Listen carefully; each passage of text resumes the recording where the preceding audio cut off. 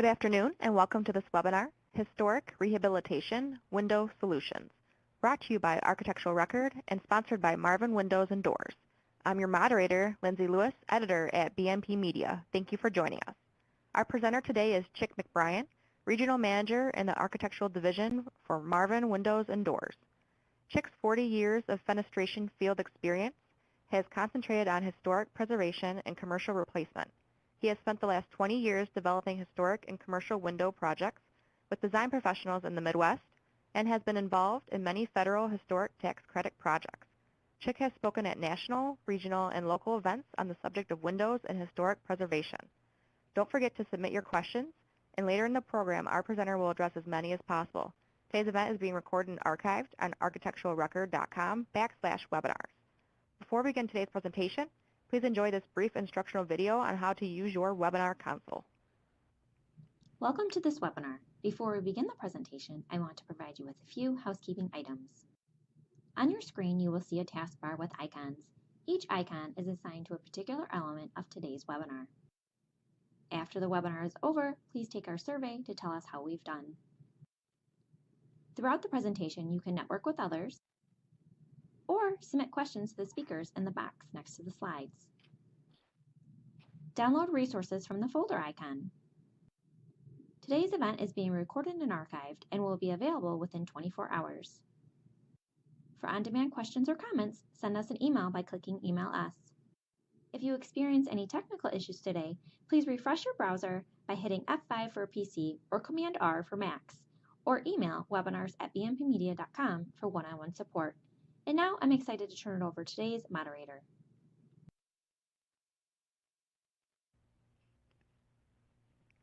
This course has been approved by the American Institute of Architects for 1 hour of continuing education.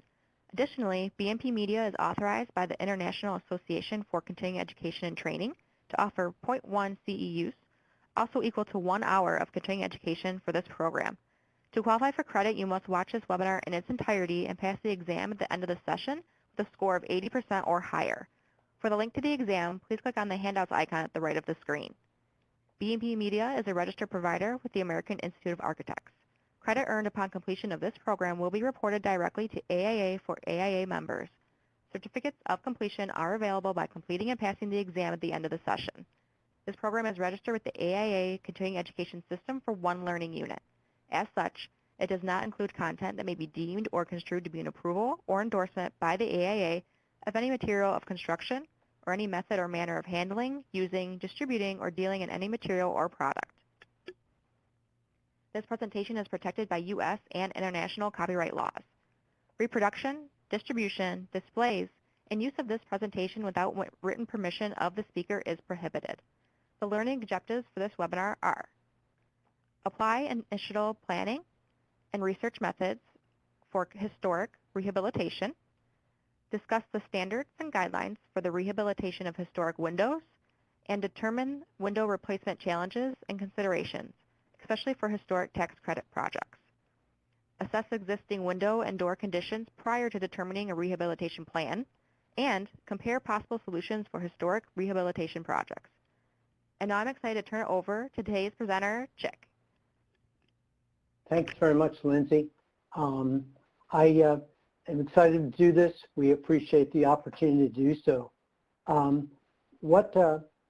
What we want to do is, as far as course description is, we want to familiarize you with the planning and initiation phases of a historic rehabilitation project where it involves windows and possibly doors.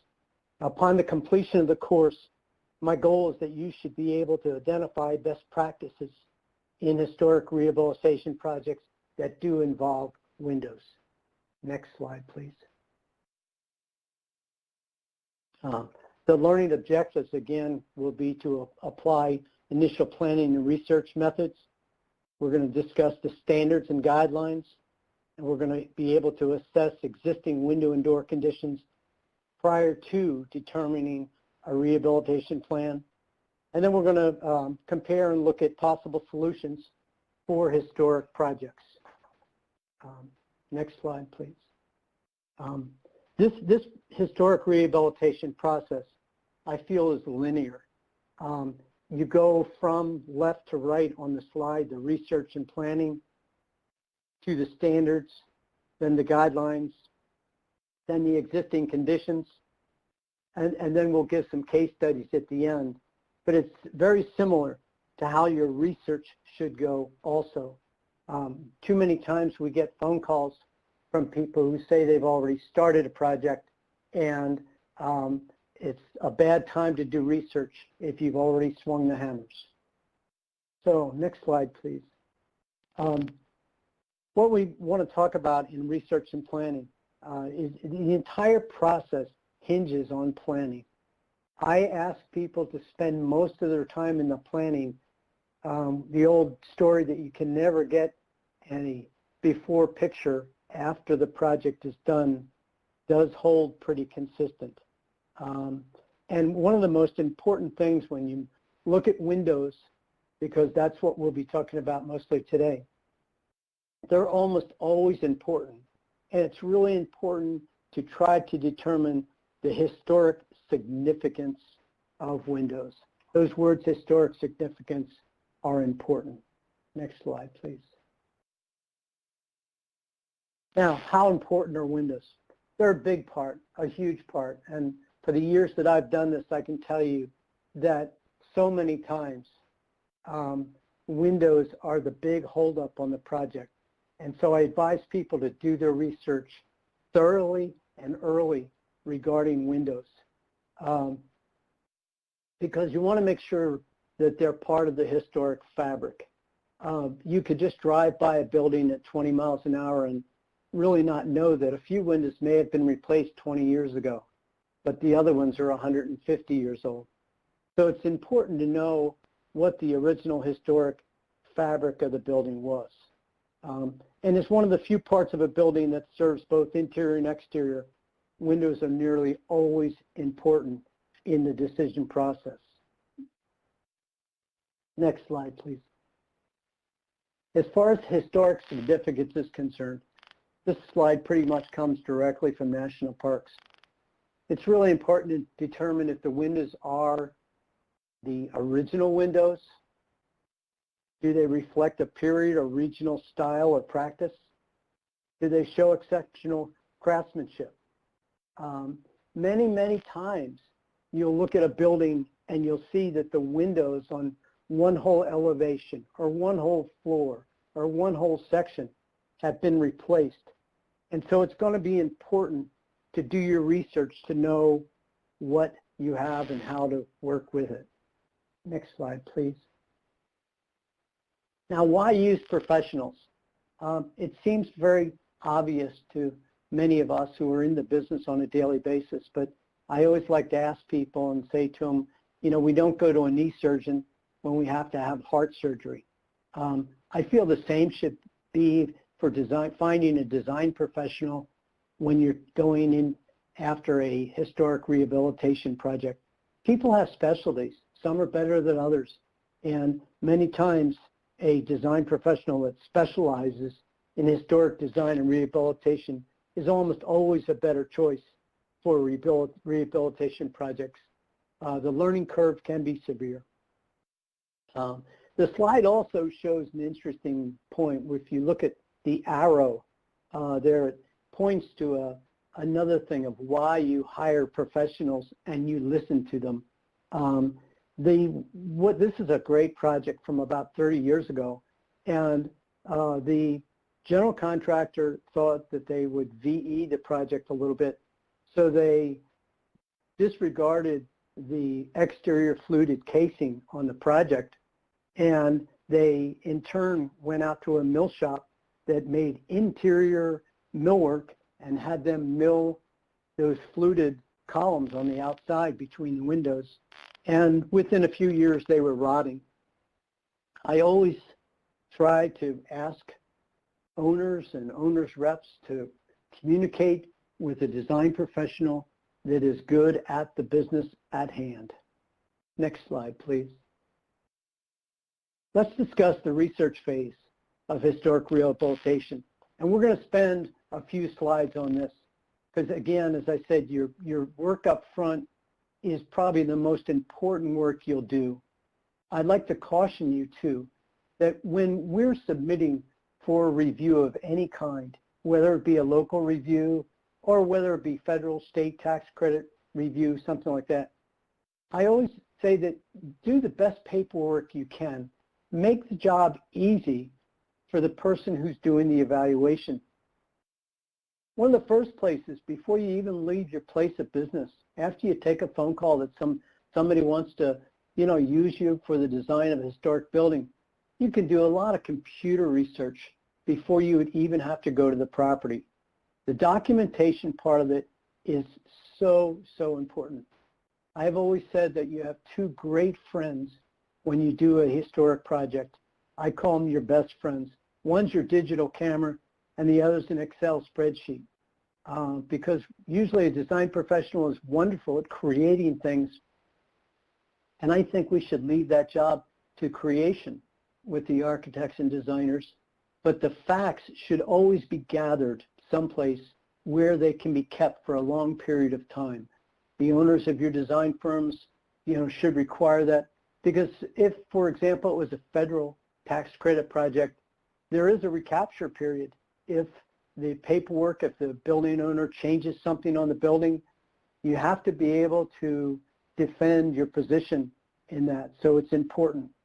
I also would caution people when they're looking at who's involved. Many times a single building could have review by several historic commissions. And it's always good to make sure that you're talking to all the people responsible so you get everybody's input on your project.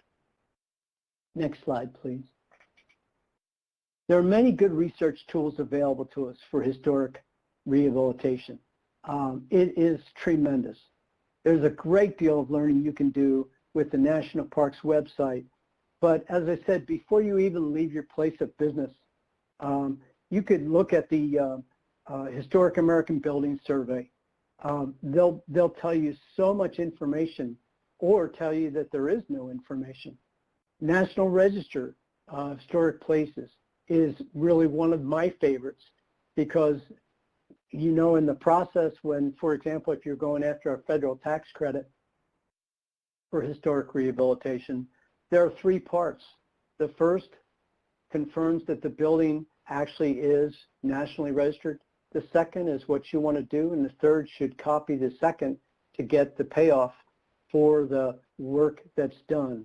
Well, if you look at the National Registry site before you even start the project, you can verify if a Part 1 has already been done. I also did talk about the fact that please make sure you're checking with all the points of authority, local code people.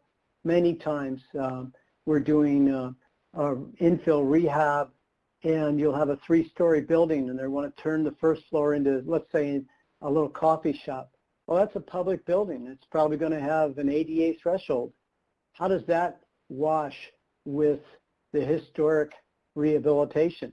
I would strongly suggest anytime you have a question like this that you just go back and make sure that you're talking to the local officials and see, what they say about that, particular address.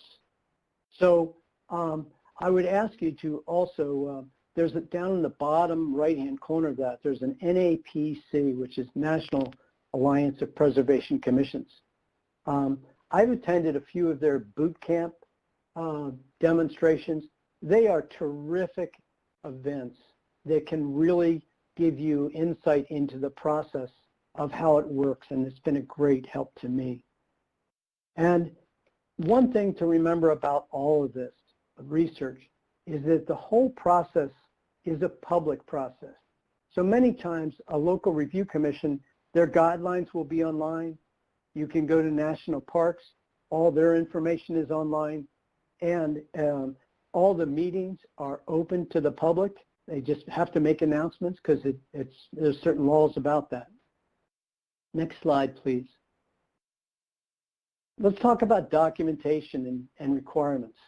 As I said a few slides ago, it's really important to clearly document what you're doing.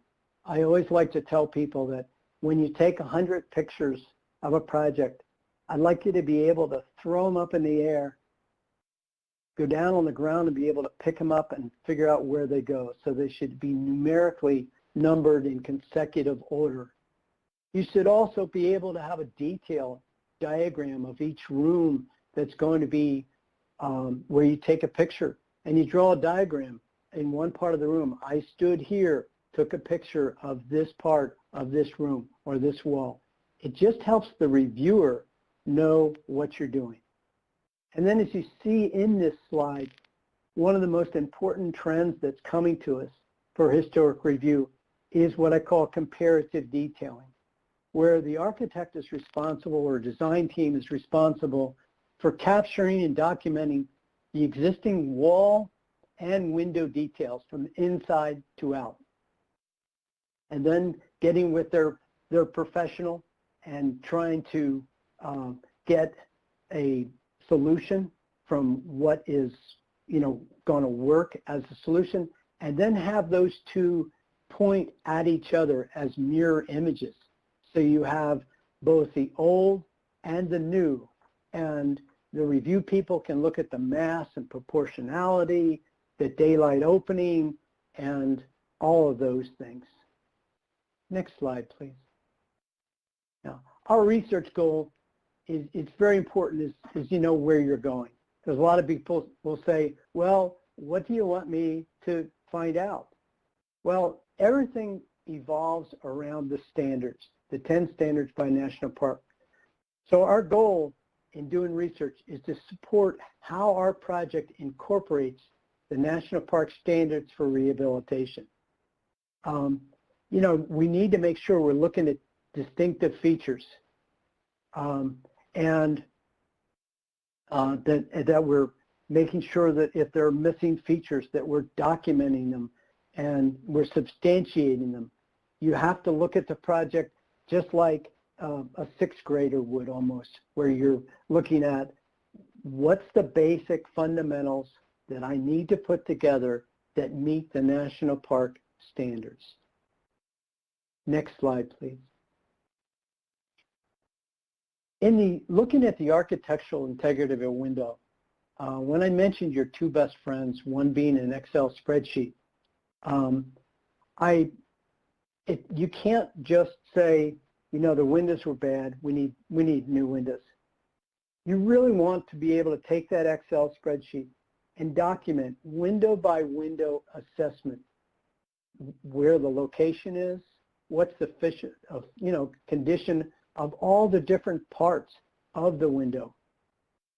And what I like to do is also assign a value of 1 to 10 for each different element in the process. When you do that, you then create a permanent record for yourself of how the building is. You could have a west elevation where you have a lot of 1 and 2s, meaning not very good, where you have some 9 and 10s on the other sides of the building that don't, weather, or they do weather better. So I would suggest trying to do that. Next slide, please. When you look at the unit assessment, we show here moisture damage and paint and wood conditions. Every project is going to have old wood on it. And usually when we get to the project, we got there by car, unless we got there public transportation. But I usually will take my keys out of my pocket and I'll stick the key, if you look at that left-hand picture, I'll stick the key right into the wood at the bottom of the mull post. And you know what's going to happen. Most times you'll see it and it'll just mush right back in. Well, that doesn't necessarily mean you need new windows. If you take your key out and take it 1 foot north of that, you might be touching terrific old growth lumber. And there's nothing as good as old growth lumber. So it doesn't always, the superficial looks are not always consistent with what the final answer is. You've got to assess the entire unit. Next slide, please. Also regarding unit assessment, um, a lot of people have asked, okay, what do I have to do? Do I stand 2.5 feet from the window and take this kind of picture at this aperture with my camera? The truth is, the assessment is the sum total of all the parts. You really have to look closely at what's the mass and proportionality of the existing fabric. What are the shadow lines of the existing fabric? And how does that all work? So everything comes into play, and it's also important. This slide clearly shows you really want to be able to put together those comparative details of the existing conditions, the old conditions, and so you know exactly where everything is.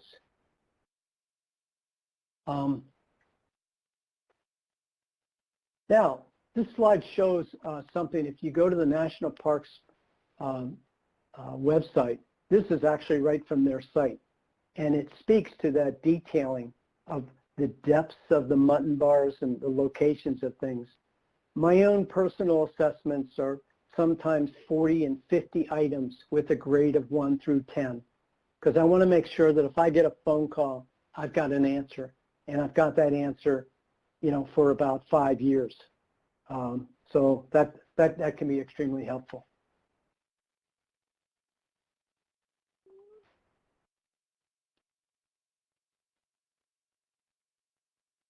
Next slide, please. Thank you. Now, we want to talk about the standards for rehabilitation. The standards that are put out by national parks, and I think, as I mentioned already, that this is, thank you very much, this is one of the easiest ways to, you know, figure out how things work. They have terrific learning information on the website for national parks in their website, and I advise everybody to make sure they know what the standards are.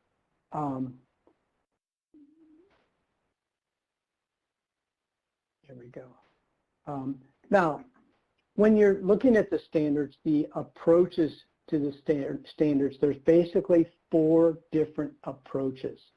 One is preservation, which is basically looking at maintenance and repair. Another is rehabilitation, and that's the one we're going to concentrate on, because rehabilitation really gives you the most flexibility in the project. And then restoration depicts a property at a certain time. If you want to take a building back to 1825, you can do that, and that's how you would document how you're going to use the standards there. And then there's reconstruction, which is basically recreation of a non-surviving part or property. It's really important the reason we concentrate when you have replacement windows in the rehabilitation side of this is that rehabilitation can mean repair, alteration, addition, retention of features. And I want to emphasize in here, it's really important that always repair first and always document that you've repaired first. You know, we're all going to be around a while, so if you document and the property then goes to pieces years from now, you've got the documentation so you can then maybe look at a different approach. But repair and restore first, and then when you have product that is beyond repair, then you can look at different types of solutions after that. Now, I've made a little bit of a cheat sheet for you here where these are the standards. There are 10 standards, and if you look at the bolded font on this, it may help associate the intent of what the standards mean. If you look at number 6, we spend a lot of time with number 6 often when windows are involved. Number 9 of the standards can also be used when you're putting on an addition to a historic property. But one thing that's really critical in your goals in developing your design for projects is you want to find out in your ruling from the people who are reviewing your project, their ruling should be based on one or more of these standards. I've seen some really good review boards where they say, you know, you didn't meet number 6 and this is why. Because every project is looked at on its own merits. And so you just kind of have to follow the rules and do your design so they are targeted at the national parks standards. And again, I cannot say strong enough how each project, you could do a project that looks just like one you did 2 years ago, but every project is reviewed on its own merits. Next slide, please. Standard number 6 is, as I said, one of the keys to us in the rehabilitation project. If you read number 6 thoroughly there, it goes back and really says and complements what I mentioned about your 2 best friends on a project. Your 2 best friends are that camera and an Excel spreadsheet.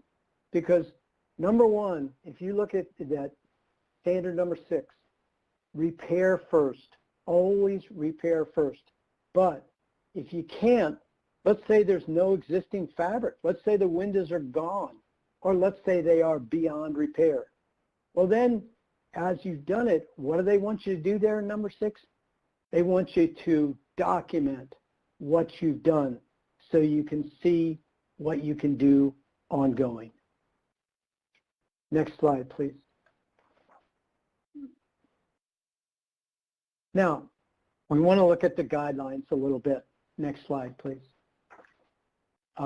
It's important to understand the difference between the standards and the guidelines.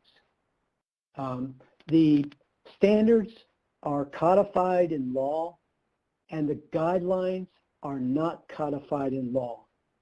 An easy way to remember the guidelines is that the guidelines assist or support in applying the standards.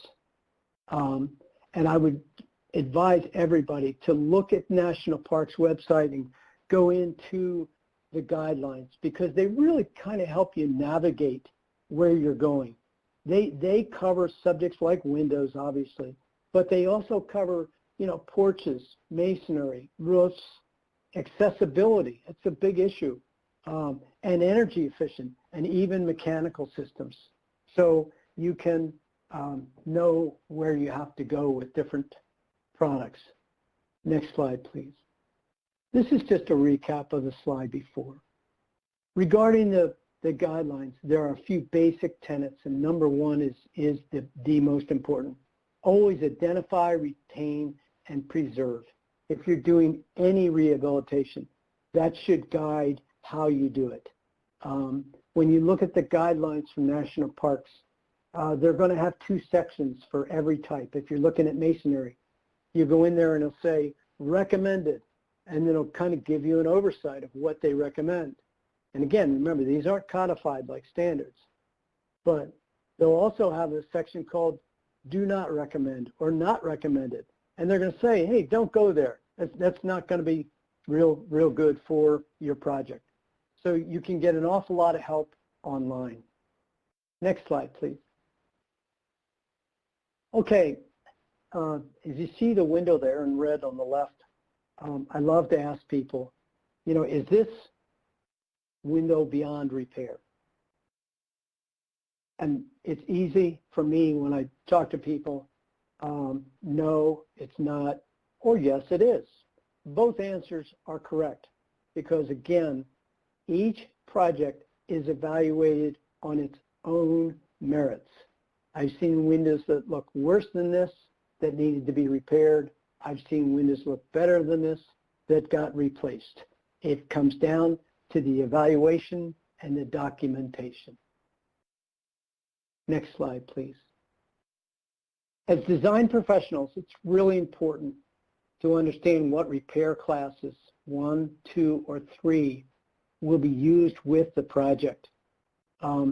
You as a design professional are almost always called on by the owner to give them some idea on time and budget. And when you document the building and you figure out repair class 1, which is basically scrape and paint, 2, you're doing a little more work that costs a little more money, and 3, well, that's a tipping point where you're looking at maybe a replacement. But it's important to know what is repair class 1, 2, and 3. Next slide, please. This one shows one of the first things you can do. And this is a wonderful growing movement around the country, and that's the retention of windows. There are more and more good repair people out there, and the number one thing you need to do is look at repair first, document it, make sure you do weather stripping. I also suggest do a box test before and after, or a blower door test, whatever you prefer to call it, where you check the weatherization of the window and the envelope before and after the repair is done, so the owner knows what they're getting. Next slide, please. We're speaking about specifying replacement windows. Now, actually, all the hard work has already been done, and that's a compliment to you. You've got all the documentation, and now all you're going to do is take all that information and dump it back on the table.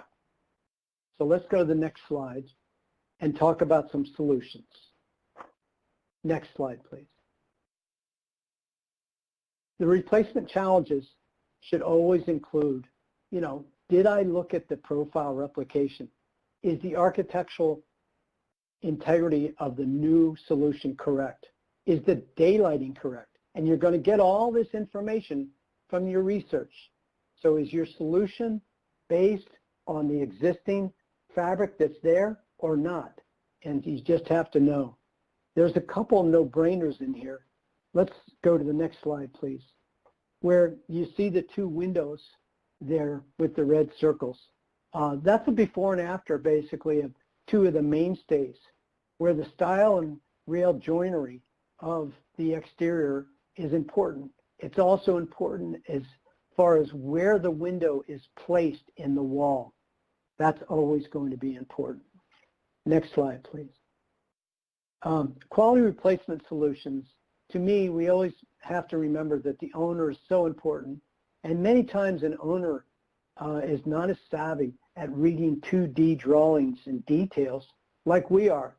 So if you have a chance to do a full mock-up, that's something that's certainly going to get the attention of the owner and help everybody see that we have a good solution here. Next slide, please.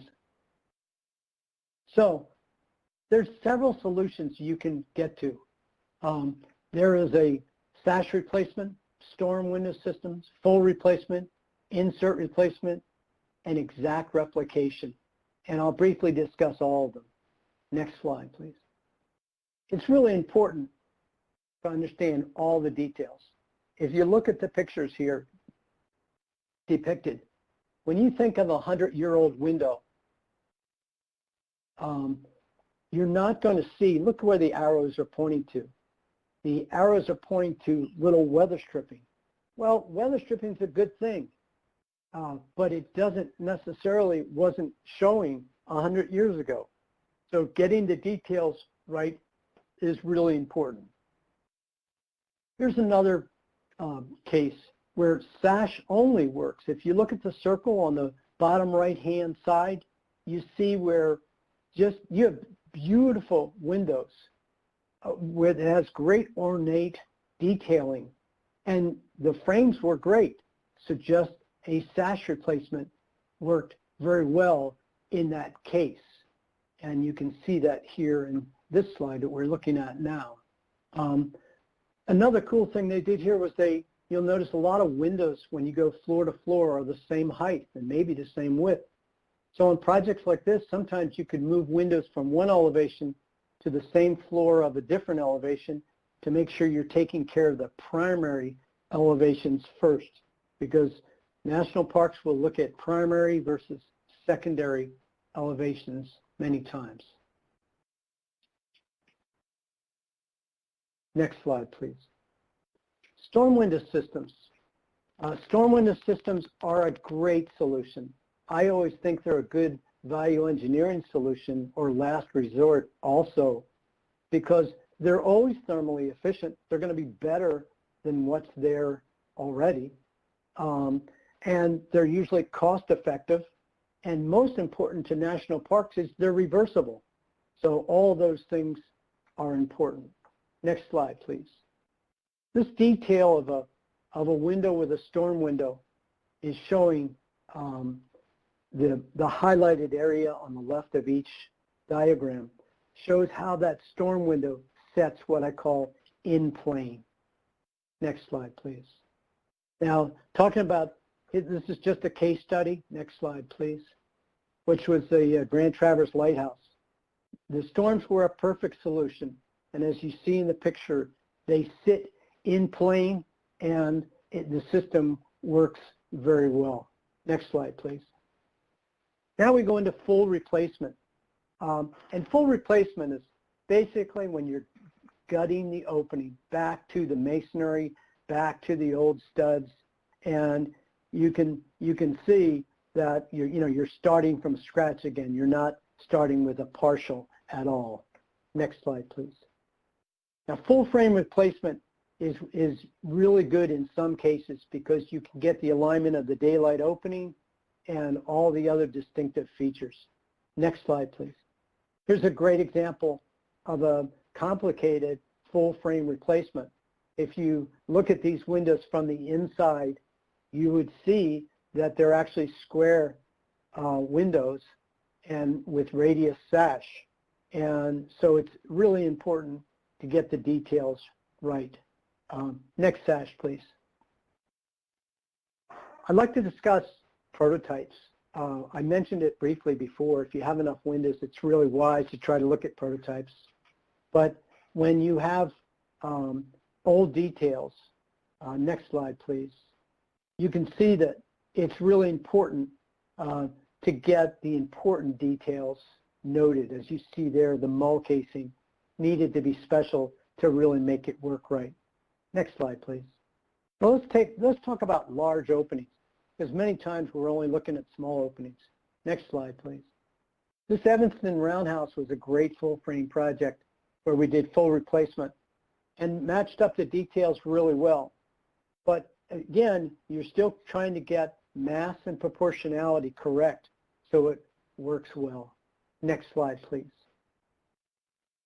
The St. Mary's Church was a wonderful project. Next slide, please, where a frame replication was done. This was really a terrific job where we worked with an existing stained glass repair company. So the stained glass was kept and repaired, refurbished, and then new frames were made to go into the existing. Now, next slide, please. On the St. Mary's Church project, one of the really neat things that was able to do where many architects may work in historic rehabilitation, but this is kind of like the next level.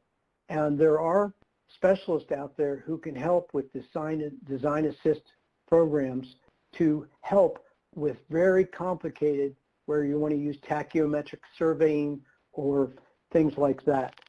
So just a word that all these projects are conquerable. Next slide, please. We're showing this Fort Lauderdale courthouse as a good case study here. Next slide, please. And what we see overlooked many times is that doors get overlooked in the process. People are pretty good about getting the window details right, but many times you'll go back to some kind of aluminum door because you think they're not proper solutions. Well, as we all know, the door is the first thing you go through when you get to a building, so it's important to get that correct. Next slide, please. Here's another brief one that shows the American Brewery. Next slide, please. And it just takes it through the years. And I have to tell you that a lot of the research for this building to figure out how the windows needed to be made was done with just Google image searches. Next slide, please. Here's another neat project, the old Karadko building in Iowa. Next slide, please, which really needed every project has its own specialty, and this one, a special screen had to be created to meet the national parks guidelines.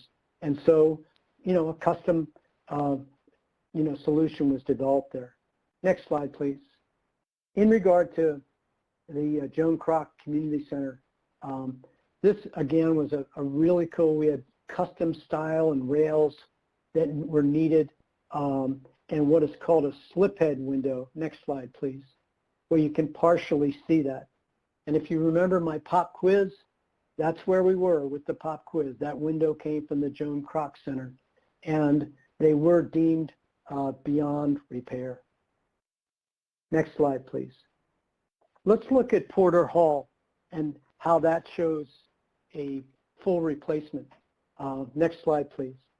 When you look at the before, during, and after slide of Porter Hall, the school had an old student lecture hall with a real tall ceiling, but like any growing university with needs, they wanted to put they wanted to keep the lecture hall, but they wanted to put teachers' offices above and create a floor between the two. So as you can see from the picture, there's actually a spandrel glass where the floor system goes, but the custom windows match the other windows that were on site. Next slide, please. There's a good picture showing the before and the after of how that project turned out. Next slide, please. Let's talk about insert replacement windows. Next slide.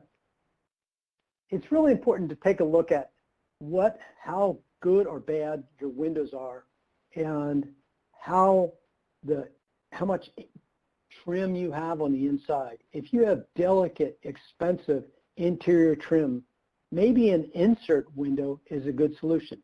Next slide. An insert is going to take and put a window inside a window. And if you look at the detail, you can see you're breaking one of the cardinal rules of national parks, and that is matching daylight opening. But the significance of the interior trim on this particular job was so important that the insert was an allowable solution. It was basically a solution agreed to by all. Next slide. There's a great detail of what an insert window looks like in an old window. Next slide, please. Now, true wood replication. I always love to talk to architects and say that you are the closest to the owner. And when they tell you, we have to have custom windows, I always wait 3 seconds and say, how custom? Because if you look at this building, it's showing every piece of those windows is custom. The sash is custom. The frame is custom. The mull is custom. Divided lights are custom. Everything was done. And so cost comes into play here. So you have to be really careful about cost and know how custom is custom. Here's a good case study. And it doesn't mean every project turns out this way. But it was a great case study done that weighed replacement versus restoration, energy savings. And in this case, it showed where replacements were in fact a good solution. And I want to caution you, this is not always the case. These are expensive studies. They're always worthwhile. Sometimes it'll come back and they'll say, it's better to repair. So you just have to take what you got there. Now, large openings. Historic windows have made great advancements. And if we take a look at this particular project, next slide, please, you see where on a high-rise building, the windows were a pivot type window and created a better solution in the end run. Next slide, please. We're now getting towards the end of Dutch Neck Presbyterian Church. And when this church was built in 1816, nobody understood in the manufacturing business how to build a triple hung window. But over the years, different bad solutions were tried. You know, they painted the wood, then they put plastic over them, and of course that just exacerbated the problem with the rot, and so they rotted faster. But today, new details are available that can help you get an exact duplication. Next slide, please. Here we're seeing historic wood storefront. I think it's one of the most overlooked items that's out there today, and it's nice to know that there are solutions available to you. Next slide, please. Now, rehabilitation, as we've said, the standards, when they're done well, you can do beautiful things. You pictured here 3 of the same buildings on the same property as they stood in 1862, 2002, and 2016. It's really important. You want to return the building to full use. We want to reclaim the great fabric of our country, and rehabilitation can be a good solution for it. Now, repair, next slide please. Repair, replace, restore, or rehabilitate. The reality is all of them are available, and any solution can be less maintenance, not no maintenance. Please understand there's no product that's no maintenance.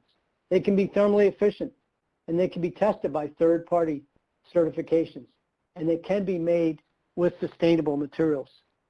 I've gone a bit over on my presentation, but now I'd like to hand it back over to Lindsay so we can pick up for questions and answers. Thank you, Chick, for a great presentation. And now we'll address some questions that have been submitted throughout the program. Our first question is, what is your assessment of milling existing rails and sashes to accommodate double pane? Great question, thank you. I think many times it depends what the goals of the project are. Let's say you're doing a LEED project. A LEED project many times is going to get a credit for ventilation, and so you want operable windows. But let's say you have a different project that doesn't, and you have a sprinkler system. So you could actually control the building heat, and then you don't have to operate the windows. Many times old windows are like 1 3/4 inches thick in to out, the sash, and they can be routed, and you can put an IG or insulated glass into them successfully. I think they work when you have a really thick existing sash frame, and also where they can be routed that way for fixed units. I don't think they're good with the old delicate 1850 windows. All right, our next question. When looking at storm windows in historic residential homes, is there a good solution for adding screens which does not require seasonal removal of exterior storm windows? I'm personally not a fan of the triple track because I think one of the most important things that National Parks looks at is shadow lines, and triple track is going to create multiple shadow lines. They have been approved though sometimes. I like the old single in plain sash and glass, and they're available from people. All right, next question. How does one incorporate blast-resistant glazing with the historic window replacement? Glazing is a really important part of the review process. I would look at your existing conditions and see how the review committee would want to look at the black glass that you wish to use on the project that I referred to on the spandrel glass.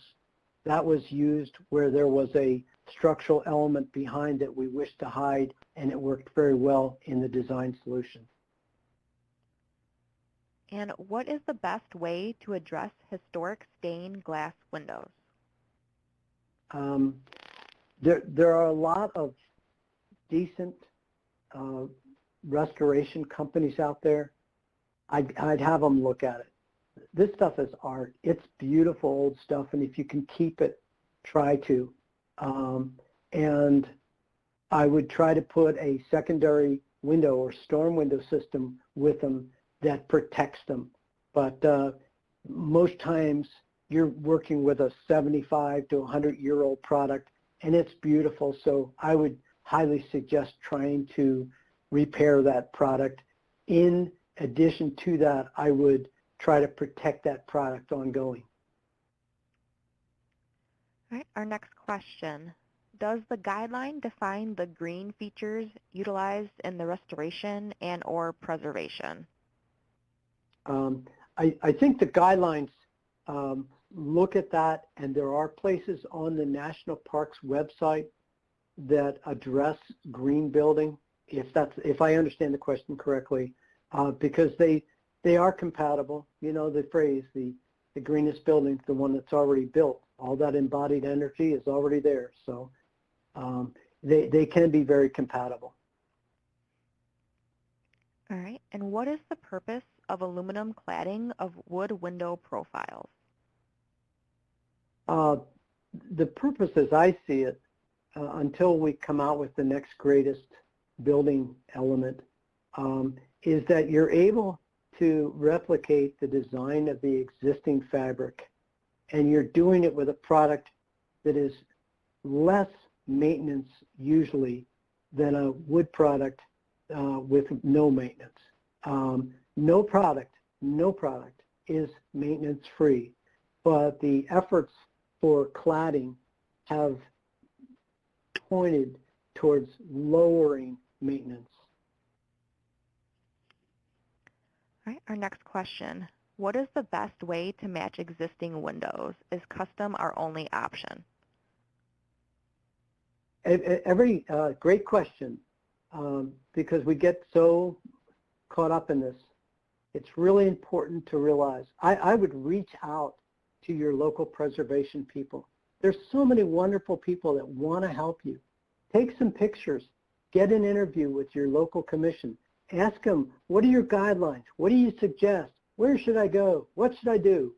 All these things are available. It's a public process.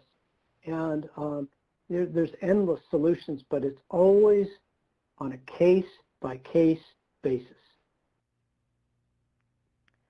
All right, our next question. What suggestions do you have for adding an additional storm window, either interior or exterior, over existing large leaded stained glass windows? I've seen them done both ways, and obviously if you put the secondary system to the inside, you're going to protect it from maybe people walking past it, but that still exposes it to the weather on the outside, the old lead. I like a combination of both, to tell you the truth. Those windows are so beautiful. I'd protect them both sides. And would you suggest fusion of materials to answer the restoration problems? I'm not sure I understand that question. Okay, we'll go to the next one. Thank you. Sorry. When your key sinks in at the bottom but not 6 or 12 inches above, how do you deal with that? Great question. That's a simple repair. Depends what the piece that you're working with is. But, you know, you can use a Dutchman and do a simple repair, and you've got old growth lumber that it's marrying to. Get it painted, pre-treated and painted properly. You're going to have years of life to that product. All right, our next question. What do you recommend for historic residential homes with single pane metal windows with regard to increasing thermal performance? Can insulated glass be installed in the same metal frames? I have not been able to see too many solutions where you can take the existing metal frames and add insulated glass to them, like was previously asked in an earlier question. With wood sash, sometimes you can route the sash. I've not seen that accomplished successfully yet with existing metal frame windows that have metal sash frames. And many times, you know, if you're single glass and aluminum and you live anywhere north of the Mason-Dixon line, you know, you're going to be cold. So there's something you ought to be doing about those windows anyway. All right, our next question. What about historic structures, warehouses primarily, that have minimal existing openings, and to reuse the building, many new openings need to be provided? Is it possible to get HTC for these types of projects? Absolutely. And this is where working with the public process helps. I would deeply suggest documenting the building, going into the archives, go to the National Record and see if any research has already been done. Take some pictures, take some drawings, and then take a plan of what you want to do. Call your historic preservation officer in your area, ask them for some time. Hey, Susie, can I come in and visit? I'd like to talk to you about my project and what my potential solutions could be. It's a public process. All right, next question. Have you seen window inserts used that maintain the original daylight opening? That's a great question. I have, but it's really tricky. Usually, when an insert is used, you're going to lose about 3 inches of daylight opening in width because you are reducing, you're putting a frame inside a frame. But I've seen people actually play with the pockets of the window. It's a complicated and semi-expensive installation process.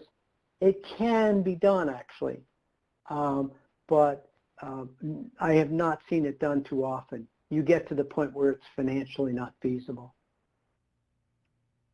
All right, our next question. I want to blend historical with contemporary. What am I going to run into with this? Oh boy, there's a good one to go at, get help on.